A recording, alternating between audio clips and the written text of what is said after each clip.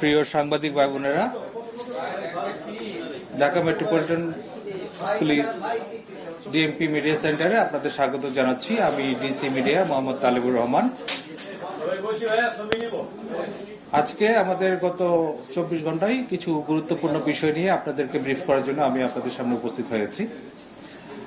আপনারা জানেন, গত 26 জুলাই রাজধানীর গুলশানে 83 নম্বর রোডে বৈষম্য বিরোধী ছাত্র আন্দোলনের সমন্বয়ক পরিচয় দিয়ে সাবেক এক মহিলা এমপির বাসায় চাঁদা দাবি করতে গিয়ে 5 জন সমন্বয়ককে আমরা গ্রেফতার করি।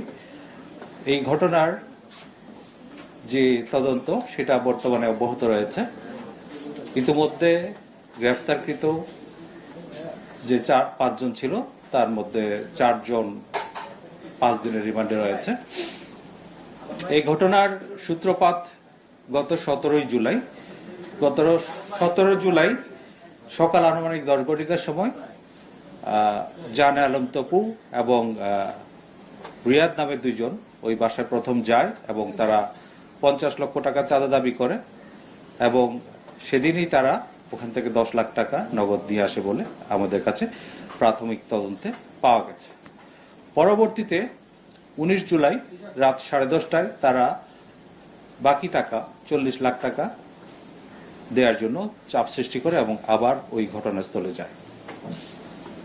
পরবর্তীতে তারা ওখান থেকে চলে আসে এবং 26 জুলাই আরো লোকজন বাড়িয়ে তারা ওখানে পুনরায় যায় এবং বাকি টাকা প্রদানের জন্য চাপ সৃষ্টি করতে থাকে।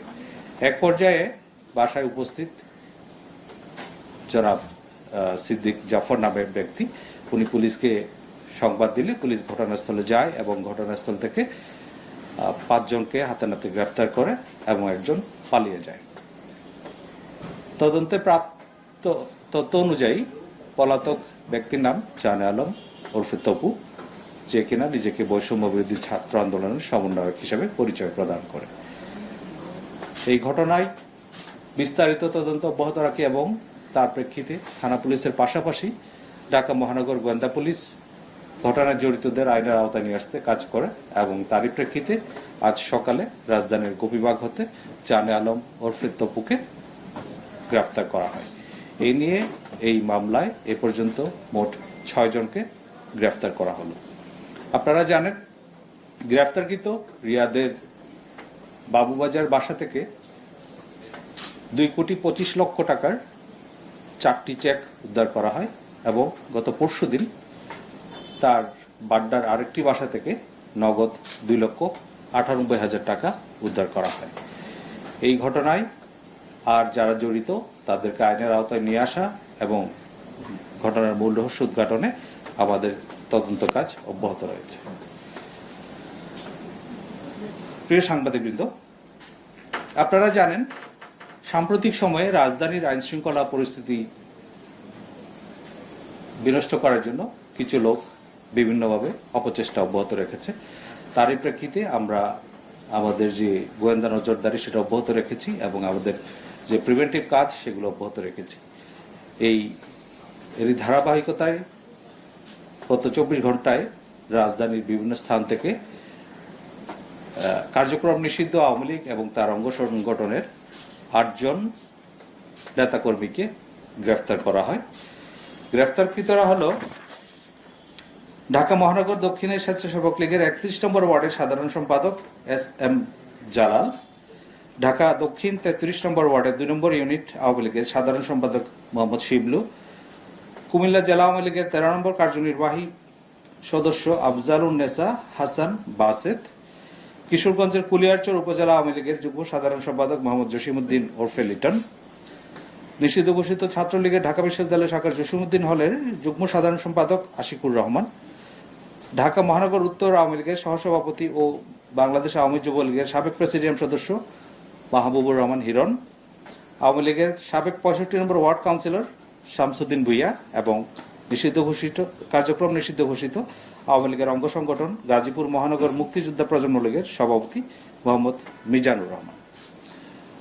আমাদের কাছে যে প্রাপ্ত গোয়েন্দা তথ্য আছে সেগুলো যাচাই বাছাই করে কারো বিরুদ্ধে যদি সুনির্দিষ্ট অভিযোগ থাকে, কোনো রকম আইন শৃঙ্খলা বিনষ্ট করার চেষ্টায় জড়িত থাকার অভিযোগ পাওয়া যায়, সেক্ষেত্রে আমরা গ্রেফতারগুলো করছি। এবং এক্ষেত্রে একটা বিষয় পরিষ্কার, এখানে ঢালাওভাবে বা কাউকে হয়রানিমূলক গ্রেফতারের কোনো অবকাশ নেই।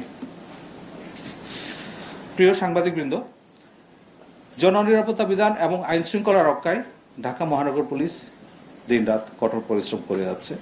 আপনারা জানেন আমাদের যে নিয়মিত টহল কার্যক্রম, চেকপোস্ট ইত্যাদি চলমান রয়েছে। গত 24 ঘন্টায় ঢাকা মহানগরের 50টা থানায় 489টি টহল টিম দায়িত্ব পালন করে। এর মধ্যে দিনে 268টি এবং রাত্রে 268টি এবং দিনে 221টি। এছাড়া বিভিন্ন গুরুত্বপূর্ণ এবং কৌশলগত স্থানে 66টি চেকপোস্ট পরিচালনা করা হয়। গত 24 ঘন্টায় বিভিন্ন অপরাধে জড়িত থাকার অপরাধে 254 জনকে গ্রেফতার করা হয়। এই সময়ে 20টি মোবাইল ফোন, 6টি মোটরসাইকেল, 1টি প্রাইভেট কার উদ্ধার করা হয়।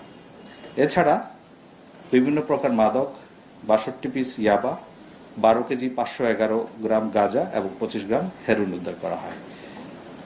ঢাকা মহানগরের আইন শৃঙ্খলা পরিস্থিতি স্থিতিশীল রাখা এবং জনমনে স্বস্তি দেওয়ার জন্য ঢাকা মেট্রোপলিটন পুলিশের এই কার্যক্রম অব্যাহত রয়েছে এবং আশা করি সামনের দিনগুলোতে আইন শৃঙ্খলা পরিস্থিতি আরও ক্রমশ উন্নতি হবে। আপনাদের সবাইকে অনেক ধন্যবাদ। জি, তাদের মানে যে সমন্বয়ক পরিচয় যে চাঁদাবাজি হয়েছে, এই সমন্বয়কটা তাদের সাথে কথা বলে তাদের সাথে সম্পর্ক আছে, তার এরকম কিছু জানা গিয়েছে কিনা? মানে তাদের সেটারে চলছে বড় ধরনের কোনো সমন্বয়ক বা আরো কারোর সাথে তাদের সম্পর্ক আছে কিনা? জি, এই ঘটনাটা আমরা অত্যন্ত গুরুত্ব দিয়ে তদন্ত করছি এবং এই ঘটনার প্রকৃত রহস্য উদ্ঘাটন করা এবং এইখানে আর অন্য কারো কোনো সংশ্লিষ্টতা আছে কিনা সেটাও আমরা খতিয়ে দেখছি। তাহলে ভাই, আপনি একটা বিষয় বলছেন যে আপনি এই নাশকতা বা নৈরাজ্য সৃষ্টির লক্ষ্যে আওয়ামী লীগ সরকারের বেশ কয়েকজন নেতাকে বিভিন্ন অঞ্চল থেকে গ্রেফতার করার কথা বলেছেন। আবার আপনি এও বলেছেন যে তাদের ব্যাপারে কোনো সুনির্দিষ্ট প্রমাণ থাকার সাপেক্ষে তাদেরকে গ্রেফতার বা আটক দেখানো হবে। তো সুনির্দিষ্ট অভিযোগ কি তাদের বিষয়ে ছিল কিনা, এবং যদি নাই থাকে সেক্ষেত্রে আপনি একটা প্রেস কনফারেন্স করে তাদেরকে যে জনসম্মুখে নিয়ে আসছেন, এটা কি মানে কোনো এথিক্যাল জায়গা থেকে এটাকে আপনি কিভাবে জাজ করবেন? আমি আসলে বলেছি যাদের বিরুদ্ধে সুনির্দিষ্ট অভিযোগ রয়েছে এই গোয়েন্দা তথ্যের ভিত্তিতে আমরা আটকগুলো করছি। আমরা কোনো গণগ্রেফতার বা হয়রানিমূলক কোনো গ্রেফতার করছি না। ধন্যবাদ।